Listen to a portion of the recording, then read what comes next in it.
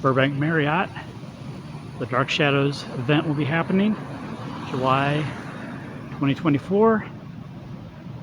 This is where they had it in 2008. Well, I'm guessing this event will probably be over there. And all the proceeds benefit Peace for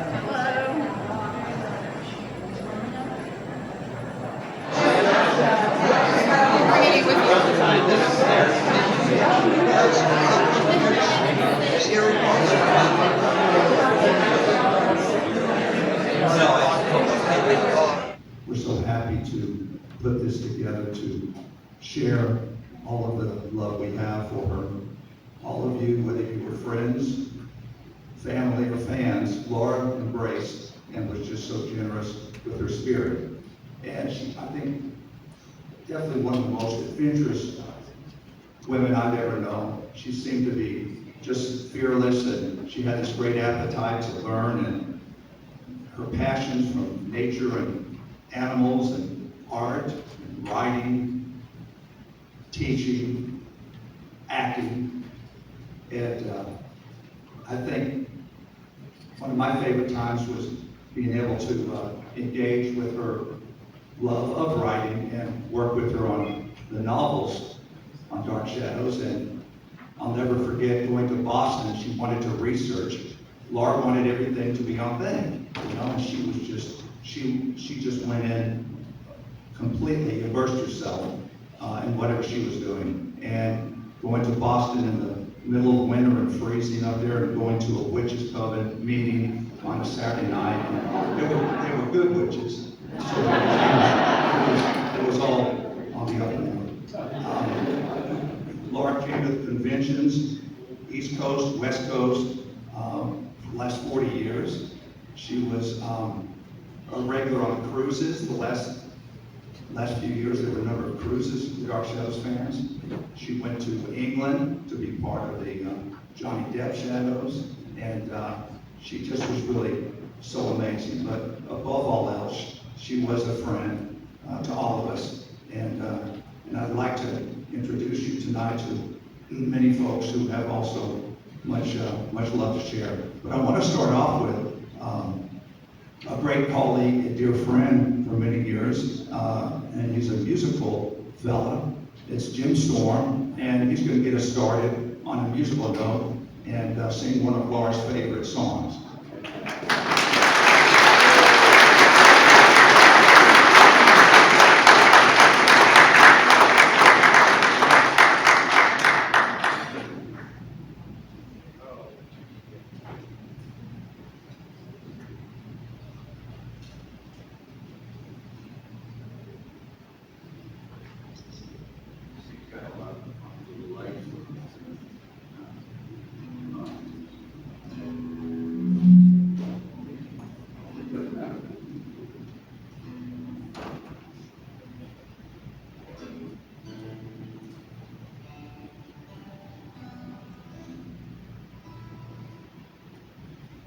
Thank you.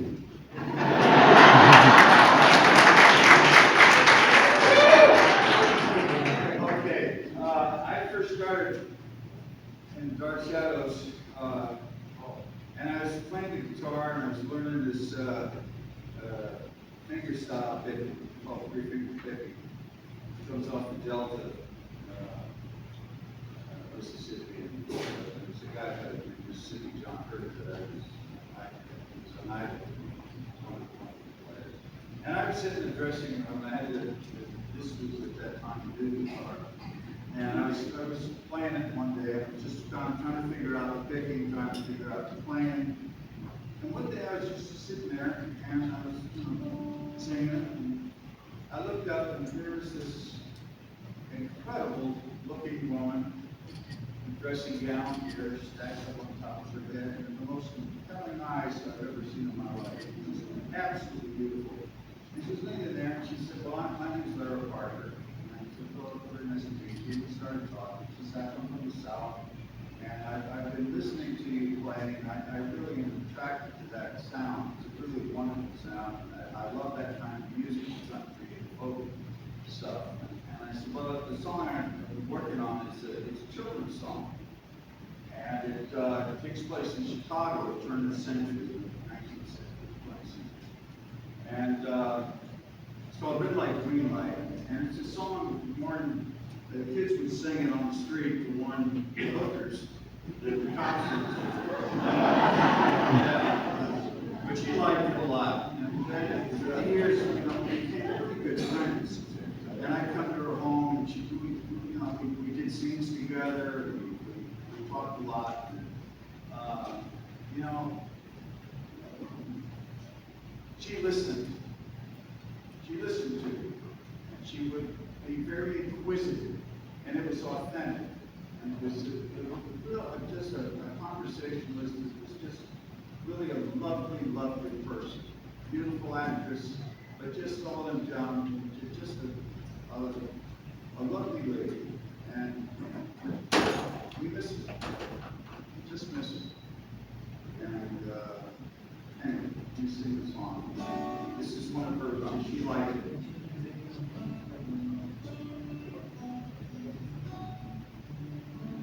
Can you hear it? Yes.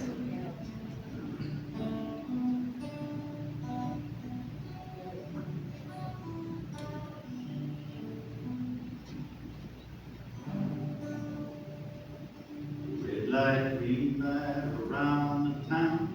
Spot of penny on the ground. Met a friend I never know, walking down on Rocky Road. Red, green, Rocky Road. Promenading green, tell me what you see. Tell me who you love. Took a mama soda cracker, but your mama she chawed the back. Gave your mama she chawed the back. Took a mama soda cracker.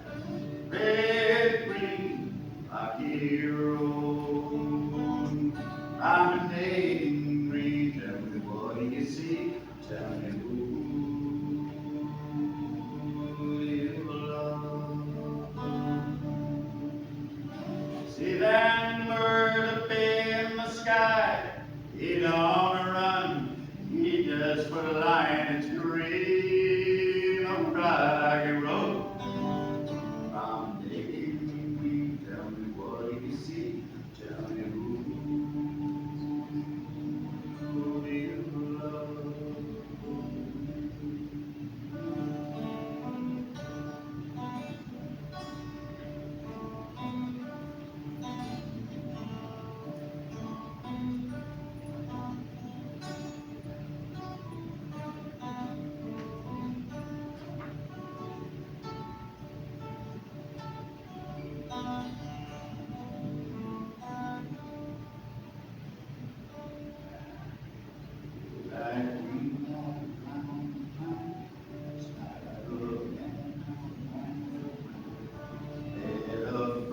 I've never walking down Rocky Road.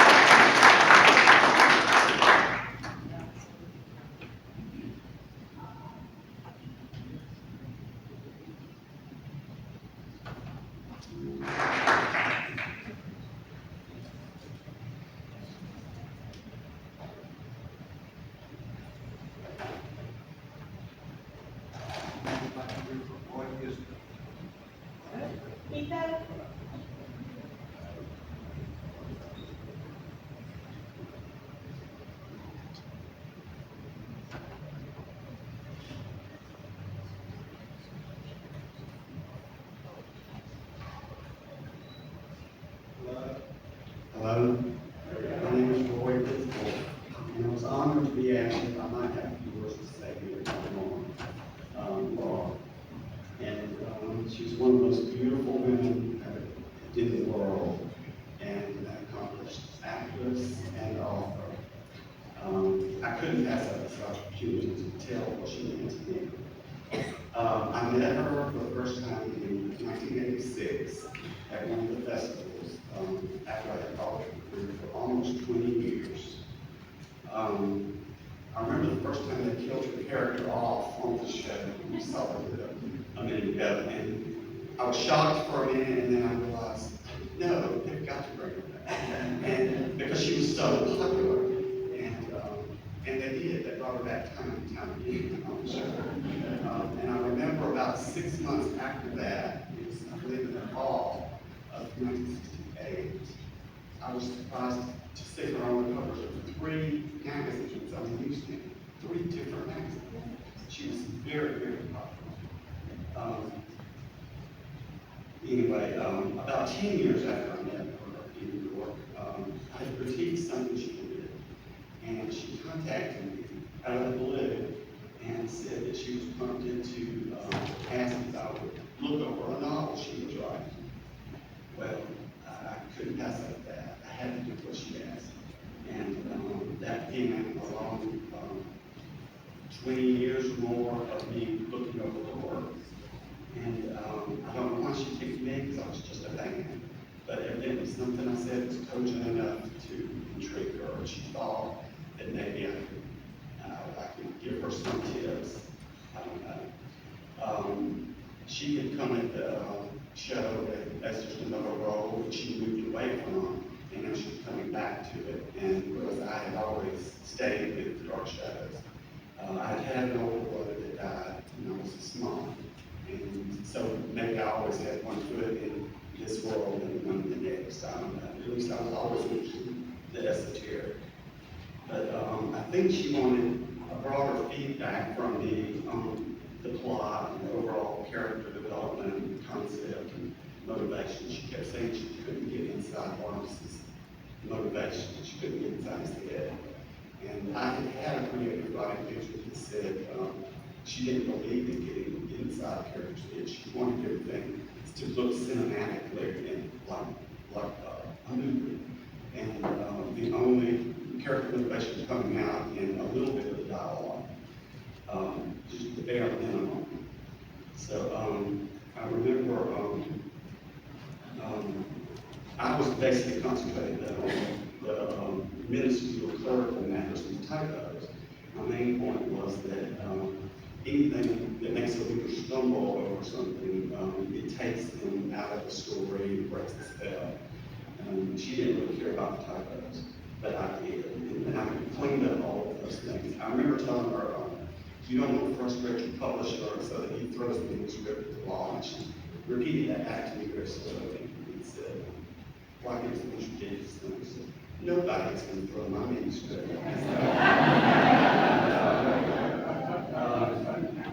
But anyway, and Laura and I did butt heads a few times about certain things, but she was always charming and kind, and she always got her way and did it her way, and it did turn out wonderful. All of it did.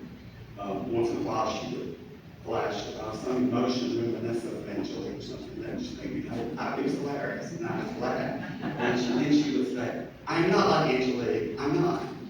And I was like, "Yeah."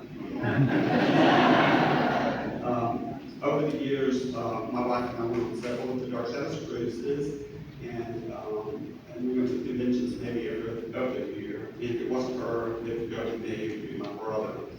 And sometimes I would go to the book signings and with Laura and Catherine both. And I had a twin brother that he's kind of a comedian, and I was sort of just falling into the trap of being this straight man. And I knew how to set up jokes. And for some reason, I would fall into that same pattern with her.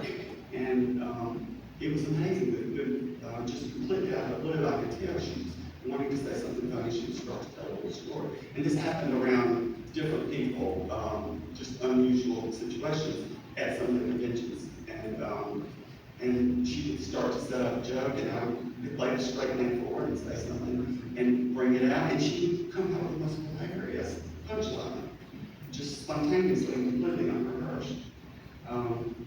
As she grew as a writer, she experimented with different styles for novels, and all four were very different. She said one time to me that she was proudest of the sound range because it turned out the most like she wanted it, and it was very smoothly written. I still have a draft of one unfinished chapter that she sent me to read so that we could discuss it afterward. After we talked, she rewrote it from the beginning, and I was kind of sad because it lost a certain freshness that the first one had, but the story did have to go that way, and it worked. But I've always thought that it was so different before, and I really liked that. But she was always thrilling. I can't overemphasize how fun it was sharing her excitement when a story was coming together and evolving and everything. Now, I still have not read the published version of the last book before the Years of London. I went over several of the drafts, and I wouldn't wait until I could read it with fresh eyes. It was a nightmare-ish episode, almost like an episode of The Twilight Zone or Night Gallery. I remember that. But last week, I remember the scene from that book, and several of the characters were in a state of suspended animation or comas. And I was talking to somebody, and they reminded me there's a story in mythology. I don't know if it's great or not, but it goes something like, we are enacting the dreams of the gods and goddesses as we see. I can't remember which story it was, but I remember that it was like a moment time that she was alluding to that. You know? And so I do look forward to rereading that book soon. I looked at my emails before and I decided to try to come up and say something which I'm not about. But I had something between 7 and 17 with her to do this. Many are carbon copies or just a quick PDF, I'm sure. But there were so many of them. I had such a joy rereading some of them. The last email I sent her was about 4 months before she died. And I was telling her about something that happened to me about 2 years ago. And we discussed it back then about everything. It was, I'm basically mentioned this, that it was a wonderful experience. It was beautiful, and I was there like 30 minutes ago. In reality, I think it was a little 15, but everybody I talked to and all the conversations I had up there, it had to be 30 minutes. And then at the very last minute, I looked down and I thought, everything's working for the body. And I was wearing, from the neck down, I could see that I was wearing the same clothes. And I remember that morning, you know, that different outfit, which was real unusual for me. And, but anyway, I told Laura all about this and gave her all the details. She asked, did it seem real? And strangely, it was more real than this. This seems to me like we are swimming in a little bit of molasses. There's something a little bit different. It was a beautiful experience, and it was color that I had not seen before. It's just hard to describe. Everybody was so nice. I did not see my family. They told me everybody would be coming in 90 seconds. Everybody would come, and I was counting down that one. And darn, those paramedics didn't wake me up right before that happened. I did not want to cry. But I say all that to say that I know that she's going to go to a place. I know her because I've seen it.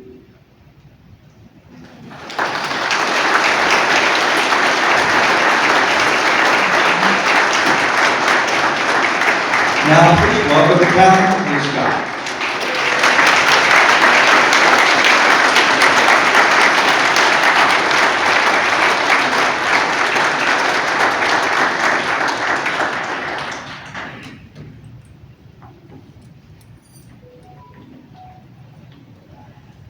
Well, Well, thank you, Roy. Laura and I had some really wonderful times with you and Debbie. Stuart Manning, our mutual friend, suggested that Laura and I should interview each other.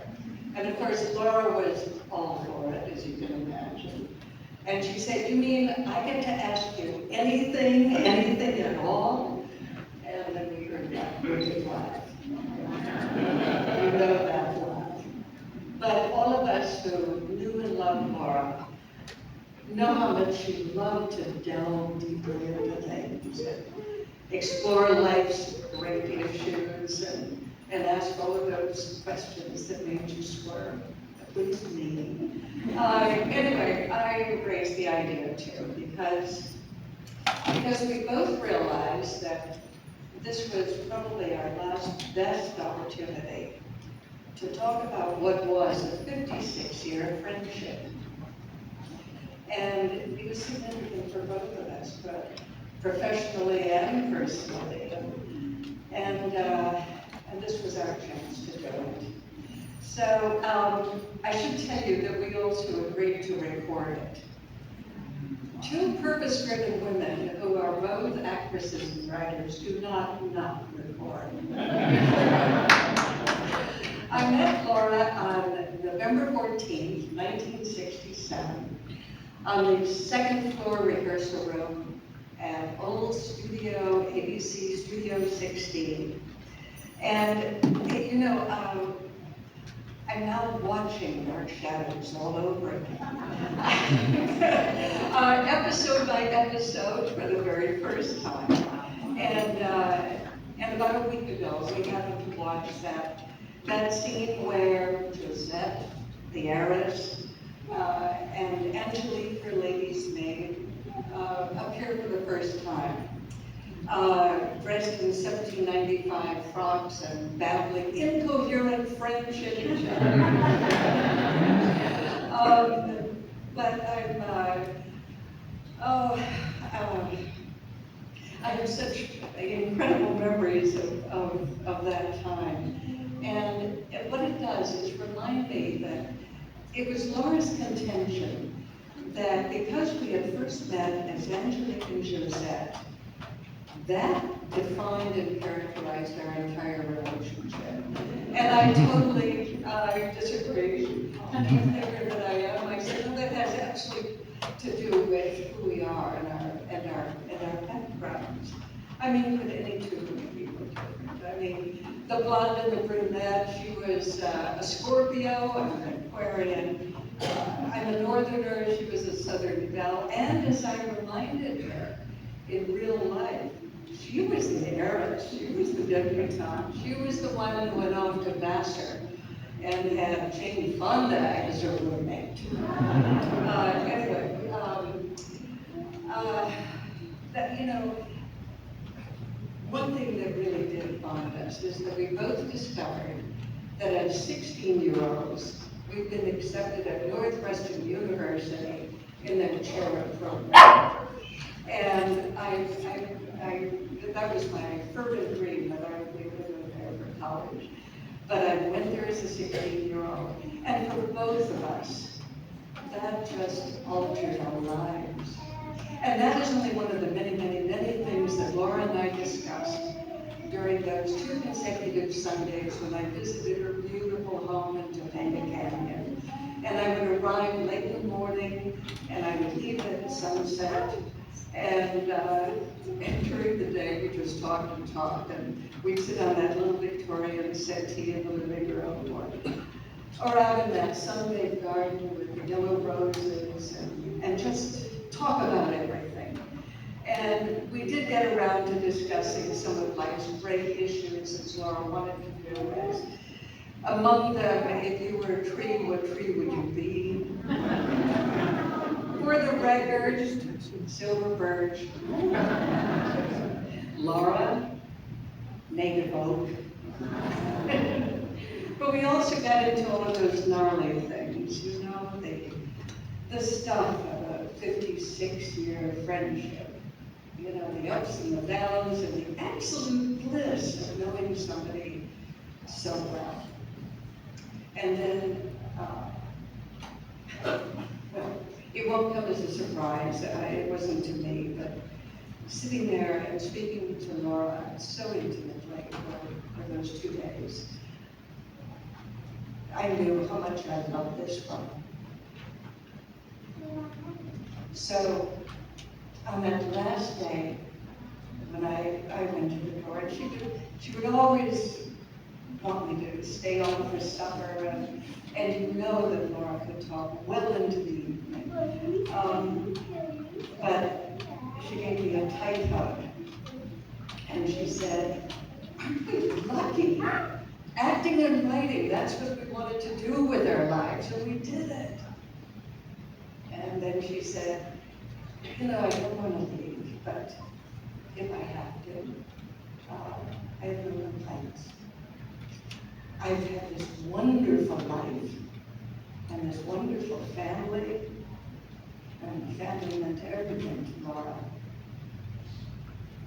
So I don't know that any of us can expect more of life than to find that much joy and fulfillment in one's life's work, and that much joy and happiness in one's family and friends. So I loved her, and I miss her.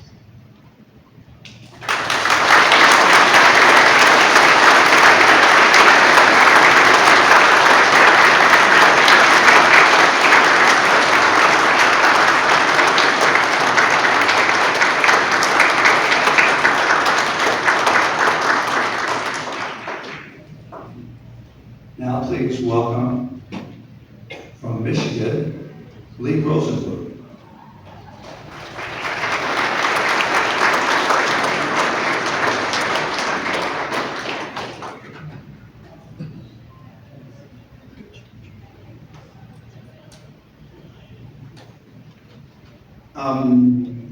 My name is Lee, I'm from Michigan. I was one of those kids in 1966. I was 11 years old, and saw commercials for this TV show called Dark Shadows. It was there that Monday that it premiered, and instantly fell in love with it. Those first 7 or 8 months without Barnabas didn't bore me or anything. I just thought it was the greatest thing. Had no idea the show was not doing so well in the ratings, and they tried a few supernatural things to perk up the ratings, and evidently nothing was working until they brought in Jonathan Fred. Then Dan thought, okay, let's show how he became a vampire. And I'm sure as all you know, they took the show into the past and used the same cast. But there was one role they had to find somebody new for. And thank goodness the British did, and it turned out to be Laura. I watched the show from day one until the very end, and like most of us, I thought we'd just never see any of those people again, maybe have another show. And then some years later, started again in syndication, and I was just freaked out. I had never forgotten about the show, or Laura. And I used to have a Betamax, and I would tape it every day when it came onto the syndication, and just watch it over and over and over. But evidently the stations, from what I remember, only got like 160 episodes that they would show over and over again. And then it disappeared. I go, okay. And then, and Jim, you might know, correct me if I'm wrong, I guess PBS started to pick it up, and more episodes came on. And then I had a horror magazine at home, some kind of monster magazine, you could have been Famous Monsters or whatever. And at the back of it, it mentioned they had these Dark Shadows festivals in California. So I called up, I found the lady's phone number who ran them. Her name was Barbara. Called her up, and we talked for like an hour or two. And I told her who my favorite character was. And she goes, okay, you know what, if you want to come to a festival, why don't you make a blooper reel for us, because we've never had that done before, and I'll introduce you to Laura. So luckily we had like 2 beta matches, I think you had to have 2 to make videos, I don't remember, but I made one of the first blooper reels that was shown at a festival. And I concentrated a little more on Laura than the other characters. And when they showed it, me and Laura were sitting next to each other, and I just really do remember her laughing quite a bit, so I felt okay about that. And then from what I remember, when Jim Pearson took them over, I started working with Jim at the festivals, which meant I got to work with Laura a bit more. And at the Marquis Marriott in Times Square, I think it was one of our largest crowds ever. And there was just, Laura had to go on stage, and then she was going back to her table to sign, and there was just too big of a crowd crowding her, and she felt uncomfortable. Jim Pearson saw that and said to me, Lee, from now on, all you do is take care of Laura. So for the next 20, 25 years, I was at her table, which a lot of you may recognize me from there, helping her out. She would sign stuff and I would sell the books and the pictures, whatever. And we got to know each other quite well, and it was just the best part of coming to these festivals. And after a while, she used to say to me, well, don't you want to go hang out with your friends? I go, no, this is... And sometimes, well, actually most of the time, I think we were there longer than some of the actors, because Laura took her time in talking to everybody. It wasn't just, oh, what was one on your autograph, next person, so on and so forth. We would just sit there, and it would take a while. It never bothered me, we never got bored. We would have our talk times and everything, and we became great friends over the years. We used to call each other on our birthdays, and when I called her, my area code is 248, and I'm the only 248 on her phone. So whenever she picked up the phone, she would immediately start laughing, and that was really funny to me. But it was just the greatest thing. I mean, you know, when I was 11, 12, who thought we would become friends with a cast of your favorite TV show, let alone someone you admired? And Laura, we just got along great. And I met a lot of good friends throughout the history of the festivals, especially her family, that I'm so glad you're all here today. It just means a lot. And I remember, Katie, when you were born, you used to come there as a little baby, and your mom came to Toledo to get you, and I live in Detroit. So I used to say, well, why didn't you stop by and say hi to me? It was just always a big joke. And my other favorite story is we had a festival at the World Trade Center, had a couple hours off. I went to Times Square to get pizza. I told the story to Danny, I don't remember it. So instead of getting pizza, in the window there was salmon. I don't know why I ordered the salmon, but I did. Went back to work, sat next to Laura, because there was a ton of people, and within minutes of me getting back to the table, I just got really, really sick. It was food poisoning. I was just freezing to death. I had chills. There was a Gap store, like in the same area that we were in. I excused myself. I went to the Gap, got the heaviest sweater I could find, put it on, and went back to work and said anything to Laura, really, and finished out the day. The next day I told her what happened. She felt really bad that I should have gone back to work. But then she forgot every year after. It was just a little joke between us. But yeah, I just had the best times with her at the festival. If I hadn't done that, I don't know that I would have gone to all the festivals every year, because I've seen all the videos, I've seen the actors, you know, over and over again. It was always a delight. But I went to these things for 41 years, I was told. I think Jim Pearson reminded me in California that the one I went to where I met Laura was 41 years ago. And I will just miss her forever and ever.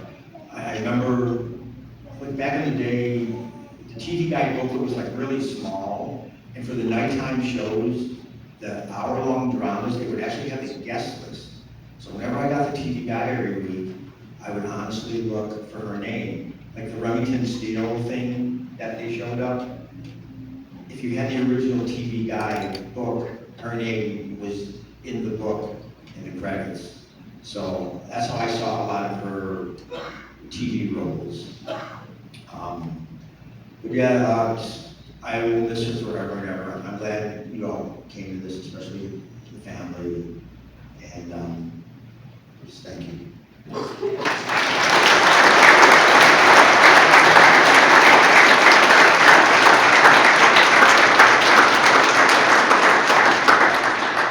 Please welcome Krista and Alexis Knight.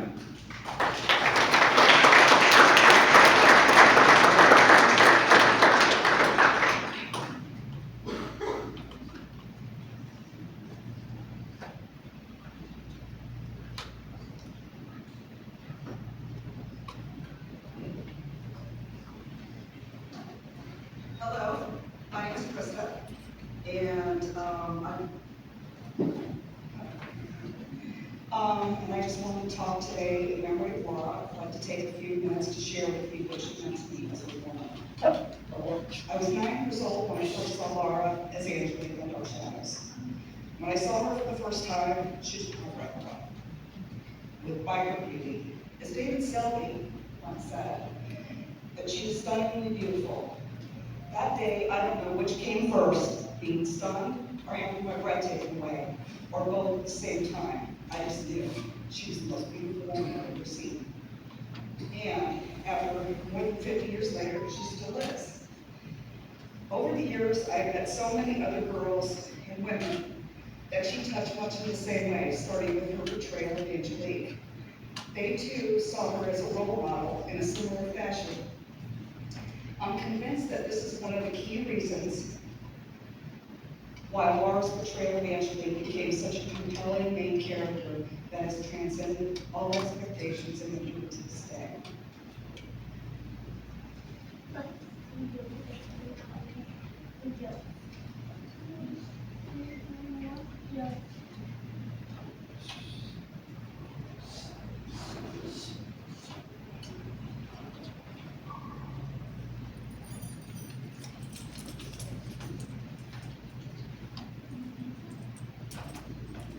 A few years later, when I saw her again, I related to her how much she inspired me career-wise. She asked me, "But how could I have inspired you? You didn't become an actress." I replied that she was the one person who inspired a girl that was shy, introverted, and afraid to even raise her hand in a classroom. It was because of her that I had the courage to join the drama club, to audition and win parts in school plays. It was because of her I was actually able to get up in front of an audience to speak, as this was essential in the career paths I had chosen in politics and in the financial services industry. If it hadn't been for the inspiration that I had from her, I would never have gotten there. By the late 1990s, I found that Lara had reinvented herself as a woman in the publication of her first book, Angelique's Descent. To think that there was a book about my favorite fictional character and one written by the actress that played her was bliss. Thinking of her, my thoughts focused on the courage it must have taken her to pursue a new career path. This only brought back to me how special she was and how she, once again, inspired me when I was to change careers in my real life.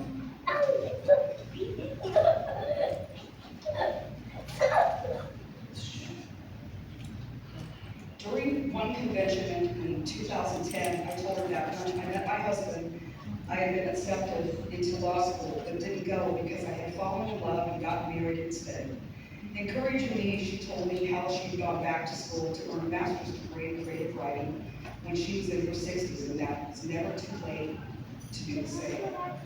If and when I decide to pursue law, it will be because of her words, her encouragement, and her example. Finally, in July of 2023, just 3 short months before she was to leave our world, we discussed how women have been treated in the workplace over the years, the Me Too movement, and how it affected both of us in our own careers in dealing with sexual harassment and discrimination. She then shared with me her intent to write a new book that would not be about dark shadows, but about what it was like to work in the entertainment industry as a woman. These stories would be real, but told as fiction. Elated, I told her that it was the exact book I had hoped she would someday write, and that to share her experiences would be such a valuable insight for other women. She told me she had already picked out a photo for the cover to illustrate. She drew a picture for me to show what she had in mind. It was clear that she had plotted out the strategy for the book, having already calculated approximately how many pages each story needed to be, given the anticipated length of such a book. I will never forget this conversation and the fact that she chose to share this with me. The promise of such a book written by her gave me hope that it would someday become a reality. However, time was short for her, and she had much to do. Laura didn't get up in the morning on her way to the studio where Dark Shadows was being filmed to intentionally inspire girls, women, or anyone. She didn't think about how having this one pivotal role in her life would impact so many others. Instead, she was caught up with learning her lines, blocking her marks as she would be on camera, running lines with fellow actors, hair and makeup, and a final dress rehearsal before going on air, and hoping against hope that all would go successfully. Then, at the end of the day, she would rush home to her family or to yet another rehearsal or other project that she was working on. After all, Laura was just going about living her own life on her own terms. You see, Laura had no idea that her portrayal of Angelique, or who she was as Lara Parker, would be of any deep meaning to others. There was no intentional motivation or conscious decision involved. The lasting impact she had on so many came from Lara just being Lara.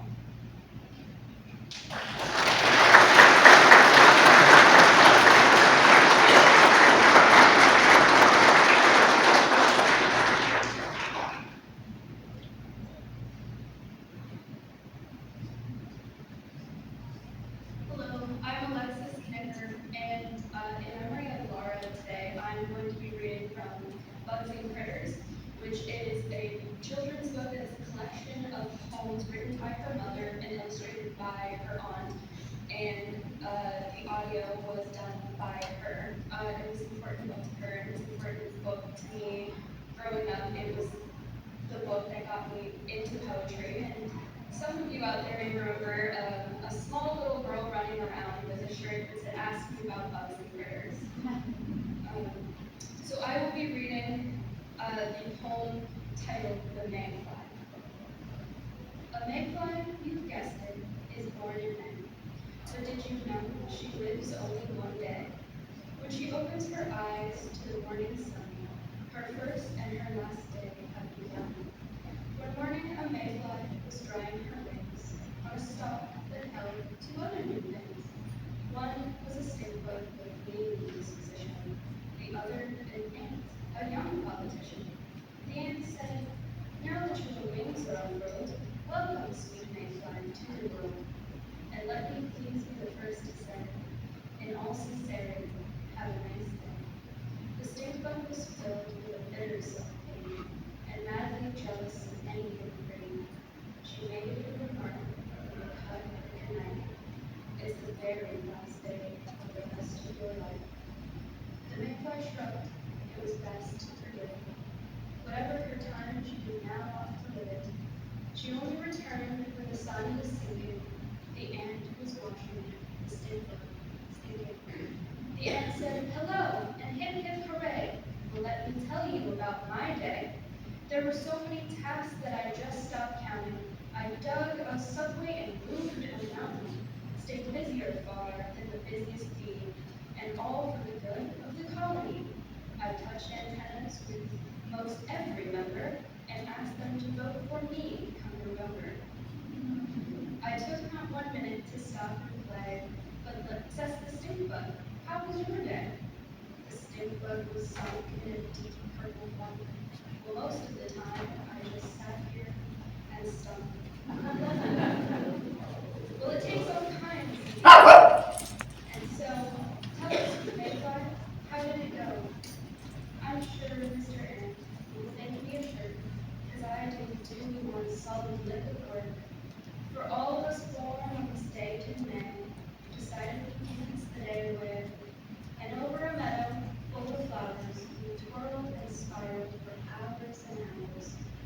might swirl around and around, and when we got tired, we kind of float down.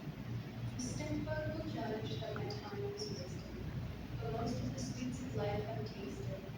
I watched her run, minded her nest, saw flocks on the run, and fawn at rest.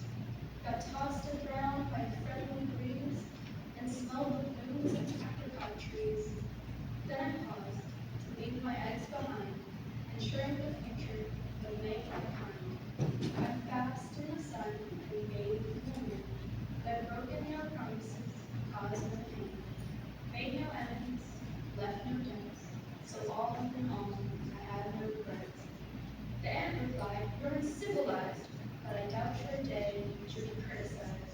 For those whose lives seem transitory are touched with a special kind of glory. Now the sun has set, the moon is on the rise, the time has come for our last goodbyes. The stink bug again, to her utter surprise, suddenly found she had tears in her eyes.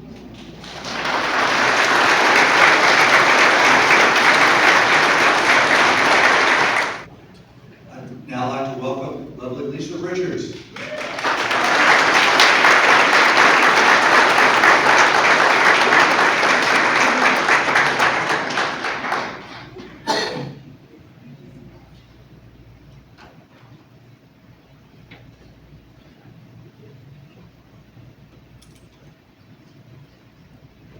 So I'm so happy that I was able to come here because I was out of town. You haven't, and of course. So I'm glad that I can do it. Lara was just a lovely person. That's who she was. She was a wonderful actress. We studied with the same teacher. She worked very hard. And even though I grew away from Dark Shadows and play, my very good friends were Chris and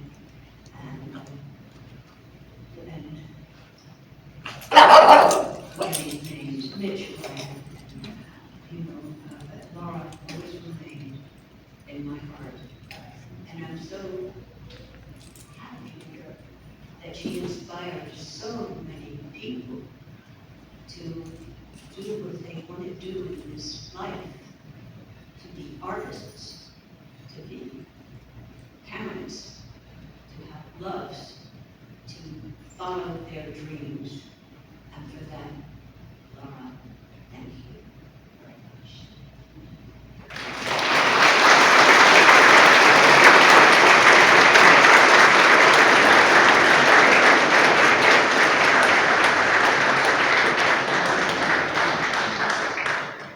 Now please welcome David Selby.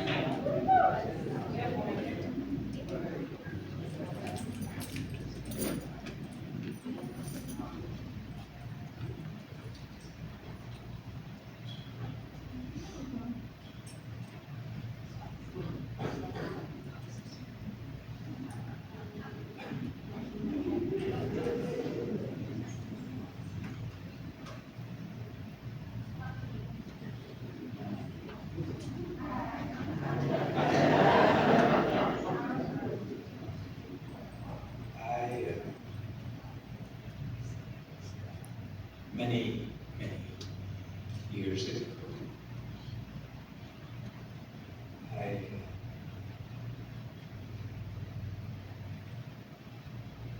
I didn't even know how to say hello, really, to Laura.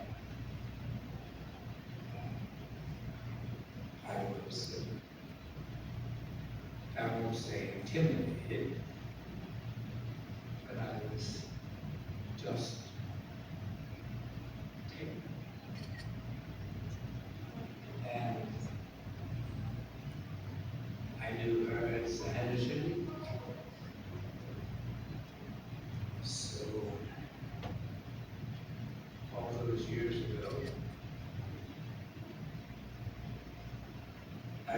piece called Angelique.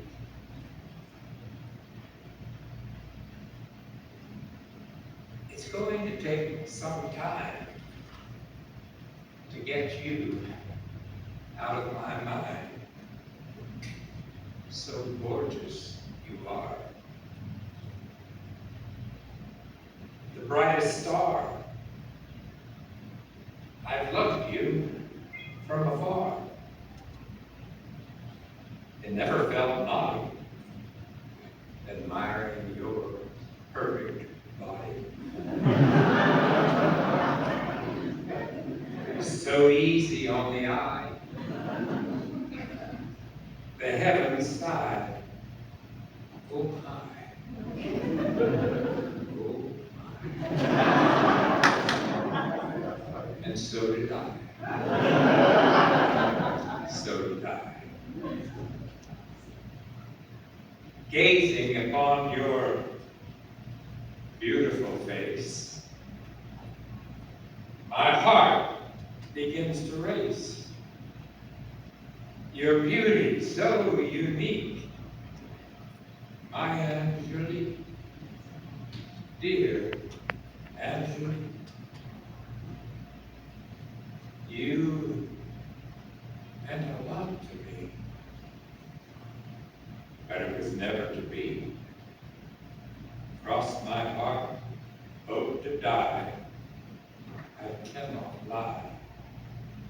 Only bemoan my fate to live alone. The lonely road is far too long for the same old song.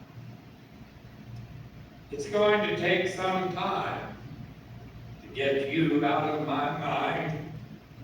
So gorgeous you are. The brightest star. I loved you from afar. It never felt naughty, admiring your perfect body. So easy on the eye, the heavens sighed, oh my, and so did I, and so did I. We were both too hard to please. Would never beg on bended knees.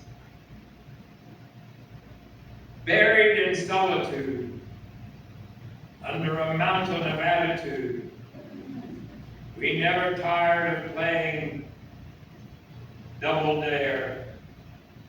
Still, I watched your golden hair fall down across your breast. As to all the rest, we could never reconcile, always in denial. Why couldn't we have fun? I was so undone. When I saw you, nothing I could do. The attraction was mine, and you never knew. You never knew. And that is fine. No matter how we fought, you gave as good as you got. And I owe you a lot. My soul was yours to save.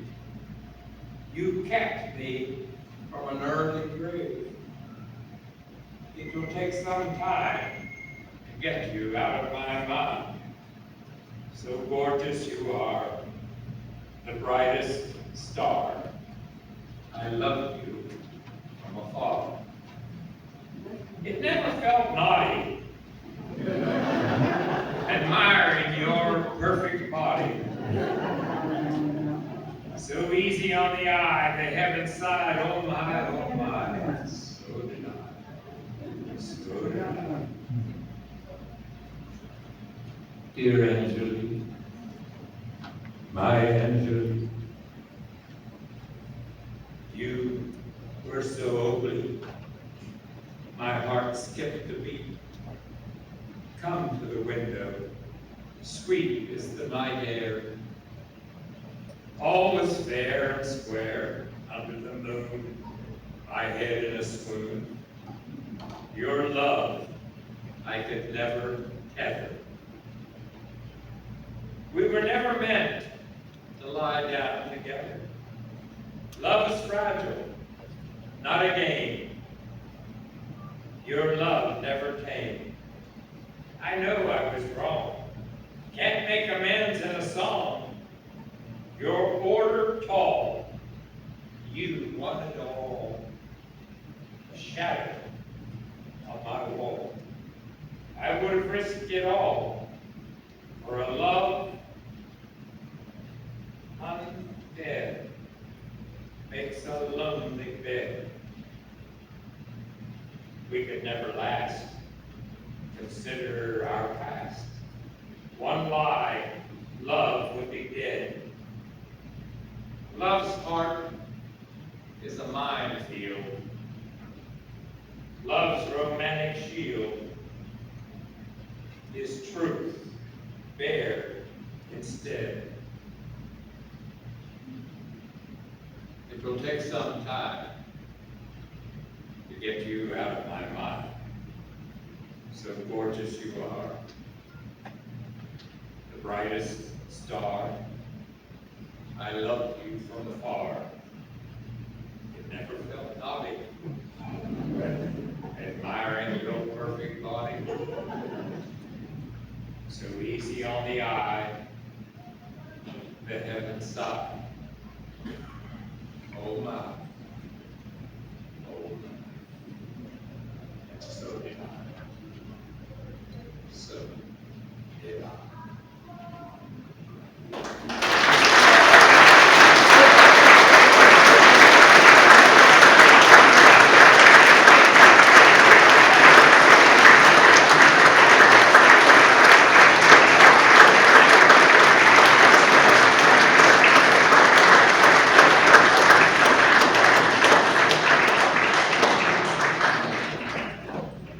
Now please welcome Janet and Ian.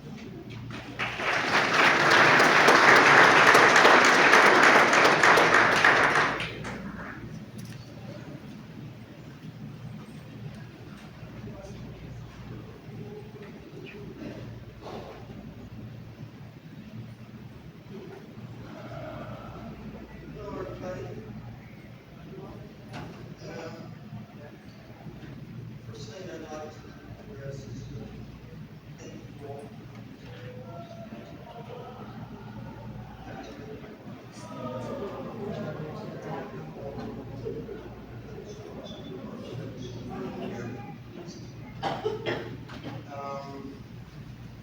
I also want to thank Jim Pearson and MBI for helping put this thing together tonight for all of the bands. First off, I'd like to ask a moment of silence, please, for the memories of both Lara and one of the members of our family on this side, okay, Miss Marcy Robin, who passed away approximately 2 months after Lara did.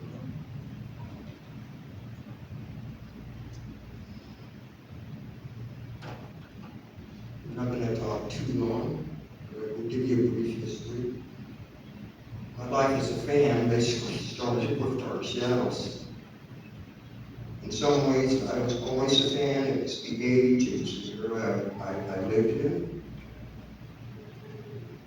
And before Dark Shadows, it was the time of the beach party movies, Haley Mills, whatever was going on then. That was my era. That was when I was 11, 12 years old. I was 12 years old when President Kennedy was assassinated. I was really into rock and roll music during that time, as I'm sure a lot of other people were. But I tried to stay on the narrow path and not get into problems. Okay. But there came a time when I was starting to kind of lose an interest. It wasn't Dark Shadows. It was the one that preceded it. I had been watching it for approximately a month. And then one day I tuned in and it was gone. And guess what was on? It was good. So, it took a while to get into, but I stayed the long haul. And like everybody else, when it ended way too prematurely, I said, oh God, what am I going to do now? I love my dark shadows, but time goes on, you move on, and maybe 4 or 5 years after the fact of missing it, I started getting back to my artboard, which I was doing all the time when the show was on. I'd sit on the television and draw all the characters. I decided to contact Catherine, who was living in London at the time. I just sent her some silly cartoons and a letter saying hi, I've always been a fan. She was my original person on the show. My second was Jonathan. Laura was third. But the truth of the matter is, in thinking all this over the years, there isn't anybody who's indispensable on this show.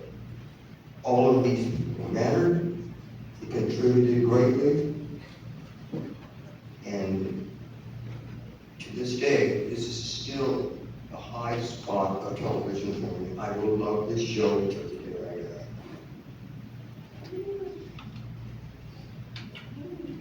As far as Lara goes, we lost touch for a while, then I lost touch. I didn't go to too many conventions on the East Coast. I couldn't afford to. Bought a house and we had a lot of bills to pay. It was hard. But somewhere in the 2000s, we finally turned it around a little bit. And I started getting reconnected. I was late in finding out, even though Laura had written the books, they were on the second program, at least 3 of them. Okay? But I got a hold of it. I got a hold of her. And I said, watch out, I'm going to write a review. Yeah, I had written to her before. I had always written to her about her acting abilities. She never responded. It was always what you see in her. I'm not disappointed. I'm not a movie star. You know, she did that so many times. And it used to frustrate me because my intentions were, are you kidding me? What a fabulous talent. But nothing I was going to be able to say to her was going to shake her. And I didn't see much point in trying to make her see it my way. She had her own point of view. So, the good side of this little story is, when I wrote the review, I got the fastest ever response from Lara Parker. I mean, 1 week. She was ecstatic. I was a little puzzled. Janet, she wrote, you got it, italicized, like very few did. And I'm going, what? What was it every time she said? I just didn't get it. She insisted that was it. And then she really touched my heartstrings. She finally, towards the bottom, she says, your review is very validating for me. Validation is a very key word for Lara. And I'm grateful in some small way I was able to touch it up.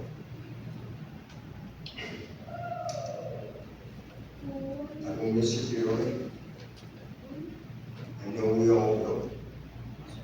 But I want you to take hope and be inspired, because she will never die.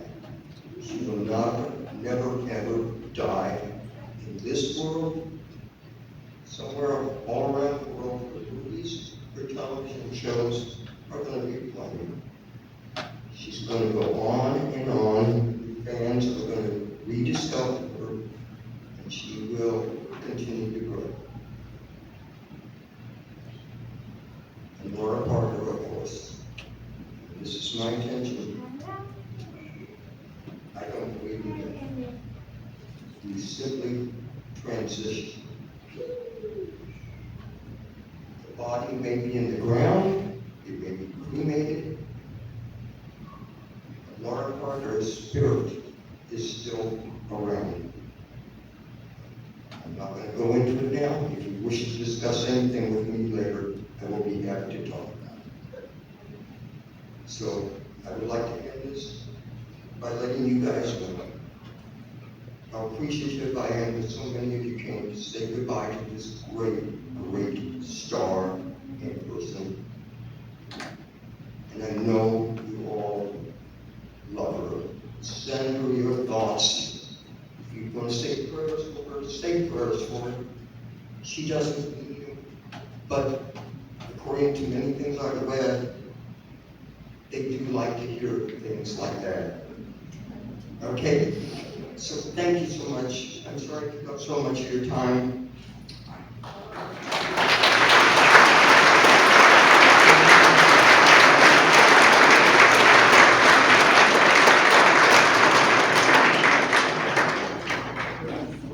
Please welcome Roger Davis.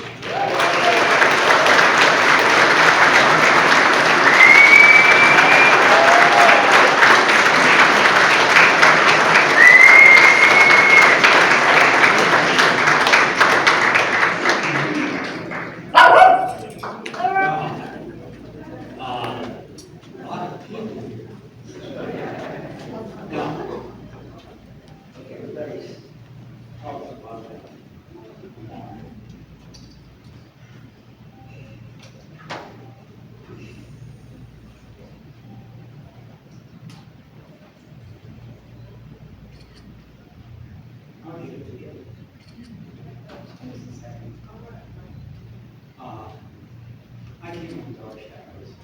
This is you. Family's here.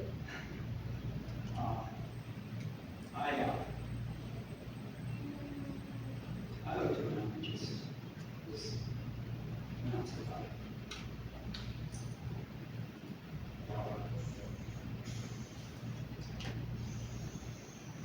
I mean,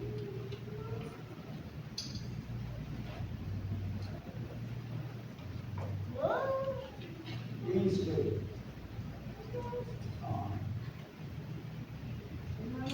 Before we would go on and wings.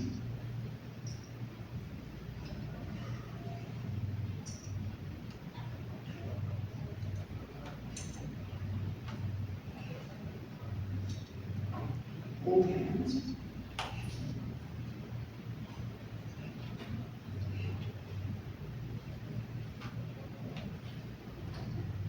I heard David, and I'm sure from the Father. I didn't understand, since I wasn't from the Father.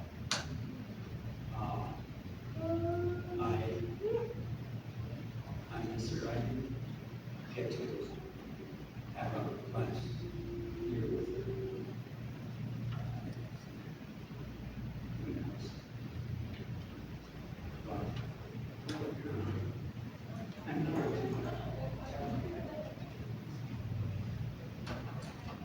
she was there. She was sexy. Girl.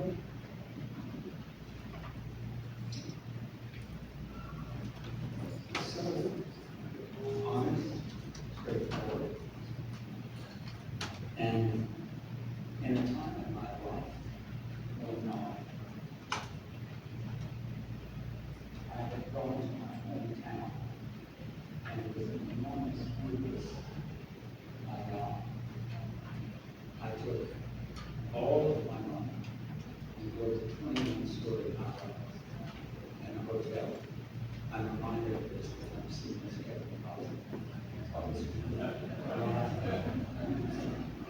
Joy, I did the same thing.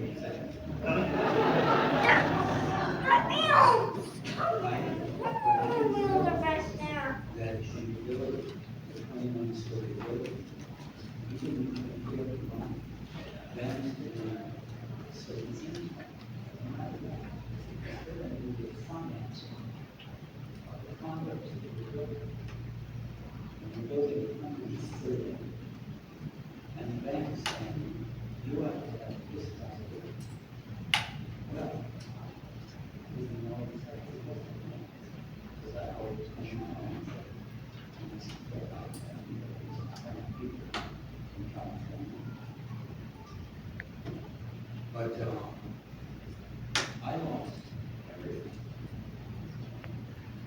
Now, the building is a huge success. That's the finest people in the world who live there. The hotel is extremely successful. I got to run around and play. Host, singing for 5 years. I'll never forget the Metropolitan said, this guy said, after a year of trying to get a deal done,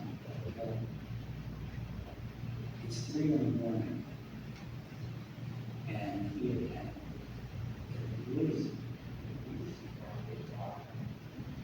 and we started on the 7th, and he said, you know, how long have we been talking about this? And I said, 4 years. He said, well, I've got some good news and bad news for you. The good news is we're going to do the deal with you.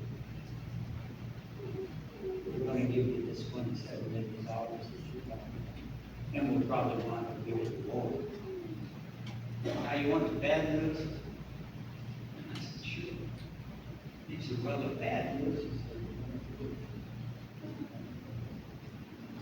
that was good. Yeah, well, that's the bad news. And I said, well, you would.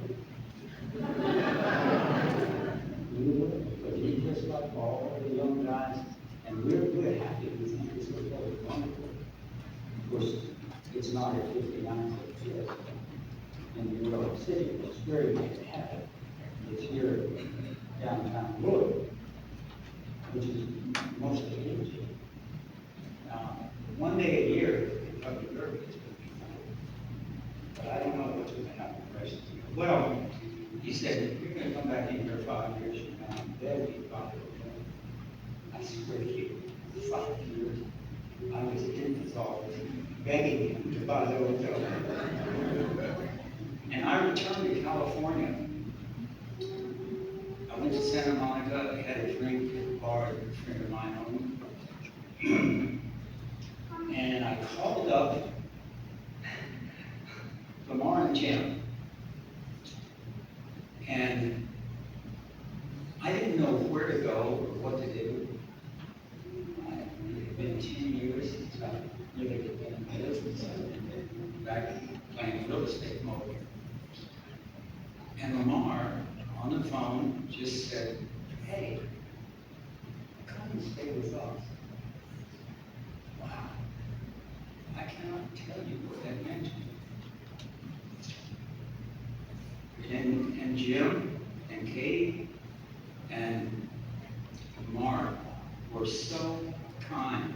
It was a nest, a home, and a place where I'd been and done a lot of things. But I wasn't exactly what I thought welcome there.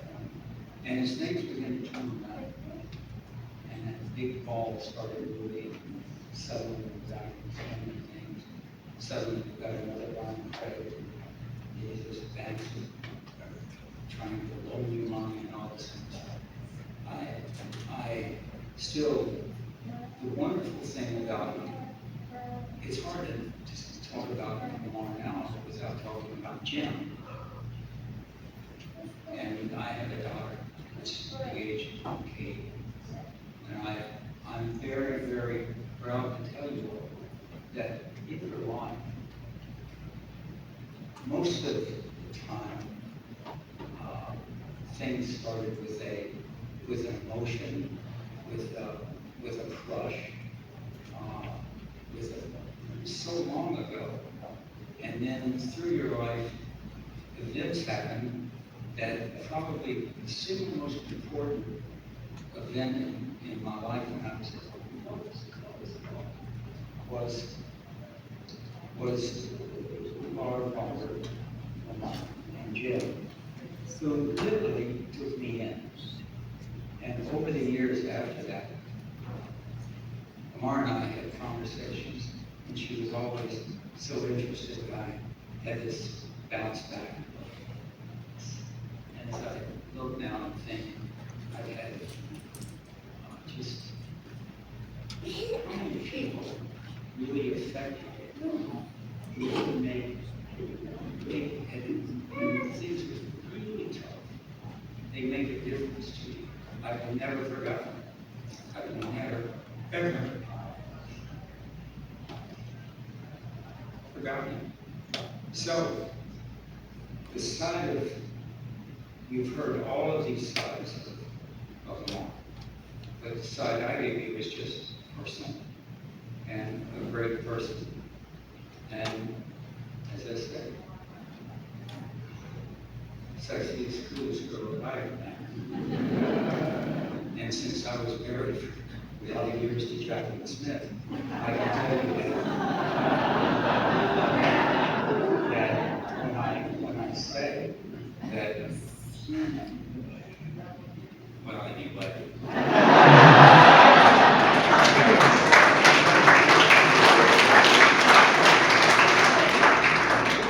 Isn't it great when you get it?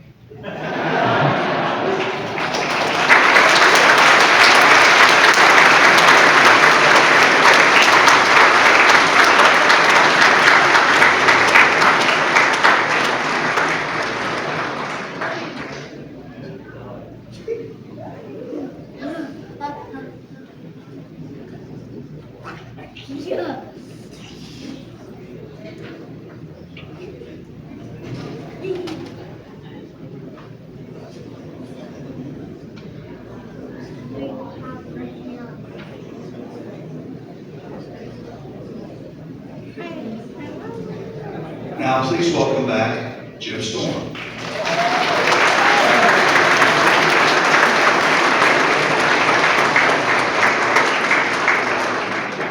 Bring the tires, you bring the bus.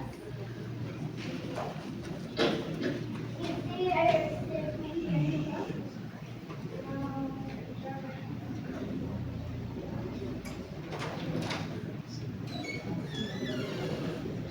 What a nice remember.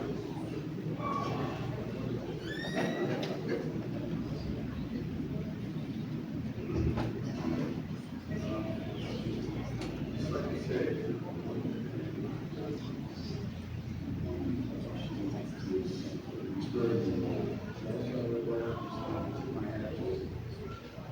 people who have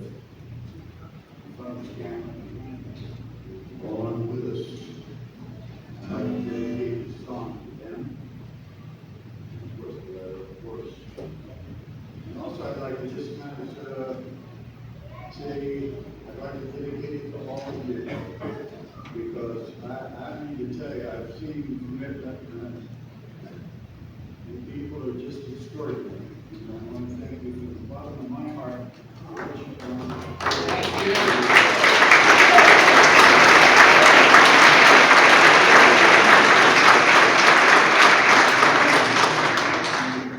While to get to really understand, what you meant to me, and we really, really a lot.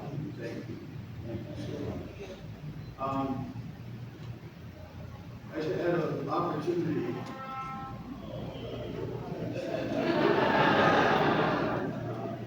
By the way, I don't know who did the photograph, the one that was up there. But boy, that captured Lara. That was just a beautiful, beautiful photo. Anyway, I spent a lot of time up in Pine Ridge and hung out with the family for quite some time. And I really grew to kind of love them. And I was leaving, and we were living in a trailer, and I was packing up, and I said, well, goodbye, She said, the lady came up to me, she said, in our culture, in our language, there is no word for goodbye. We don't have it. And we also don't have the word hate, which I thought was really interesting. But she said, what we do say is tosha ake, which means we'll see you soon, either in this world or the next. So I'd just like to say tosha ake to all the people in Dark Shadows, and please just open it up, let it go. It's may the circle be unbroken, just join in. I was standing at my window on a cold and cloudy day when I saw that first come rolling. Oh, today there's a family away. There's a circle be unbroken. Oh, by and by, Lord, Lord, by and by. Let me hear ya.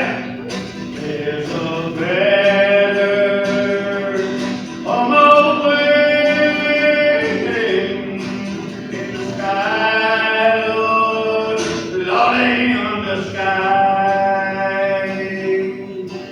Mr. Hirschman, Mr. Hirschman, won't you please pass along? Body we are holding away, not to see them go. In the circle beyond broken, oh, by Lord, Lord, by and by.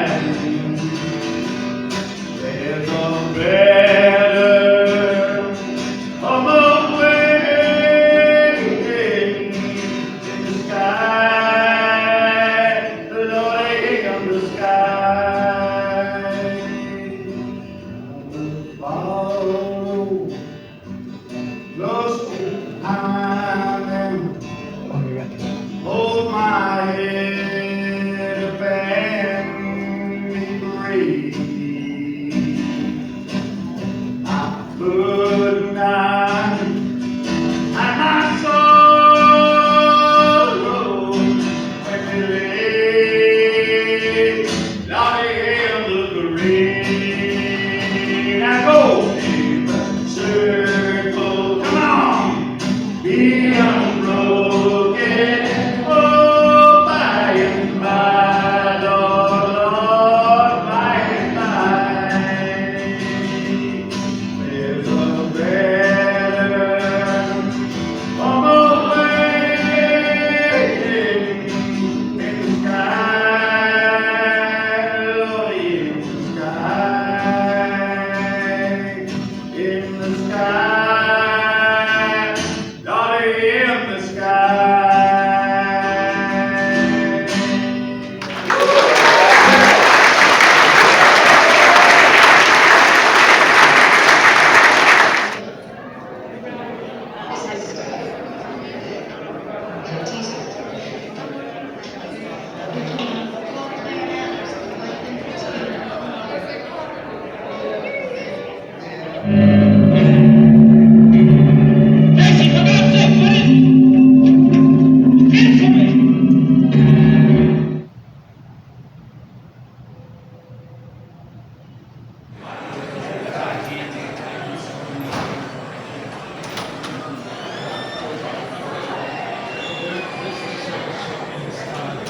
Marriott O'Leary will be presenting the documentary Beyond the Dark Shadows and Beyond, Jonathan Fridge story. Each table, courtesy of Vampire Vineyards, receives a complimentary bottle that's sitting on your table. So look under your chairs and you might find a surprise. To toast the 100th birthday of our 200-year-old vampire. So I happened to stop by the studio one day, and I wasn't in the show the next day. So there were quite a few of us in the rehearsal room. I have a feeling that James Danish had just arrived.